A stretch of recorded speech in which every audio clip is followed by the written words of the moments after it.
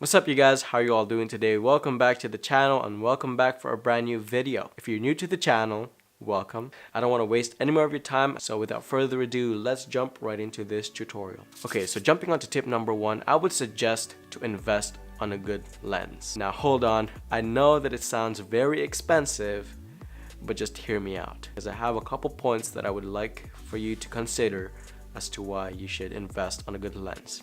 Hold on, my notebook where I put all my notes in. The first point of my first point is that better lenses with lower apertures tend to take sharper photos, and that is true. So my previous video was actually about the best lens that you could get for under $200, and it's very worth it because it has a low aperture and will give you sharp photos. So if you're interested and would like to know more about that, the link is down below or up here. But essentially, having a lower aperture will give you a shallow depth of field. And what is that? I've also explained that in the previous video, so again, links down below, but I will summarize it in this video right now. Essentially, a shallow depth of field is when your background is very blurry, your subject is isolated from the background, looking so sharp, so crispy, so delicious, so sharp photos are the bomb.com. But yeah, that's the shallow depth of field. And a deep depth of field is when everything else is in focus. But the bottom line is that the lens that you use will definitely make a big difference in your photography game, because not only will it give you sharp photos, but it could also last you for a long time, because the build quality of these expensive and good lenses are they're like built like a tank. Those are the reasons why you should invest on a good lens, sharper images, lower aperture. They're built like a tank. Moving on to tip number 2. Tip number 2. Use your aperture wisely. Basically, use the appropriate aperture for the right situation. Because if you're taking a picture of a portrait, it wouldn't look so flattering if you're using a high aperture, because everything else would be in focus. All the distractions from your background will be in focus. You could see everything in detail, which is not very flattering if you were taking a portrait picture. But if you're taking a picture of a landscape, or for example, a group of people, you would like to use a higher aperture instead of a lower aperture, because you would like everything to be in focus. Because just as a recap, a lower aperture will give you a shallow depth of field, blurred out background, more parts of your photos are going to be not in focus.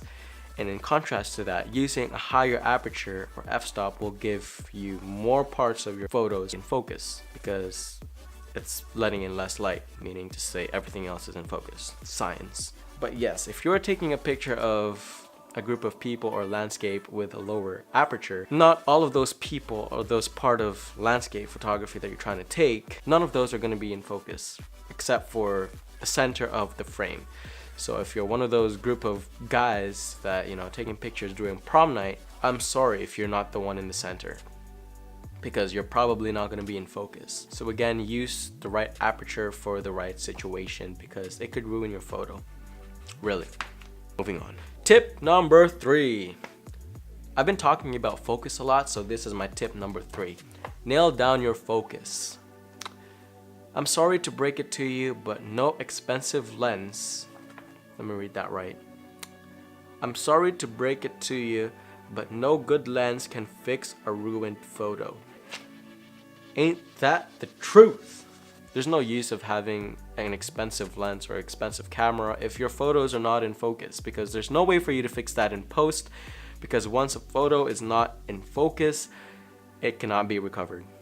That's pretty much it. So nail down your focus. But how can you nail down your focus, Well, let me explain. If you look through your viewfinder and you have pressed your shutter button, or if you have a back button focus, press that, you will see a red spot on your viewfinder. Those are what you call your focusing points. Now you can move those around using your camera nipple or your joystick, some people would say, but I would prefer to call it camera nipple, just because it sounds funny. Or you can also use your D-pad, which are pretty much just the arrows in your camera, and that can change the direction or the position of your focusing points. Basically, where those red dots are, that's where the focus of your photo is gonna be. So you would always want those focusing points to be on the subject that you are trying to take a photo of, or if you're taking a landscape, you want red dots all over your focusing points or your viewfinder. My bad. So to be more in depth with that, if you are trying to take a picture of someone right in the center of the frame, just like how I am right now, you would want the focusing point to be right on my face, because you want my face to be in focus if I am your subject. But if you are taking a picture of, for example, a flower and you're framing them to be on your right or my left, you would want your focusing point to be in this square right here, because you would want this part of the photo to be in focus. But then if you're trying to take a picture of someone else, or there's a better looking flower on the other side of your frame, you would want the focusing point to be here, because you would want me or the flower to be in focus. Moving on. Tip number 4, use a faster shutter speed. Now, it seems like I'm just talking about camera basics here, but that's pretty much what photography is. Go to the very basics, nail it down, and you'll have sharp photos. You'll have good looking photos. Just build from the basics. The faster shutter speed reduces motion blur. Ain't that the truth? Essentially, I feel like I've said this word like many times in this single video, using a faster shutter speed will reduce any motion blur in your photos.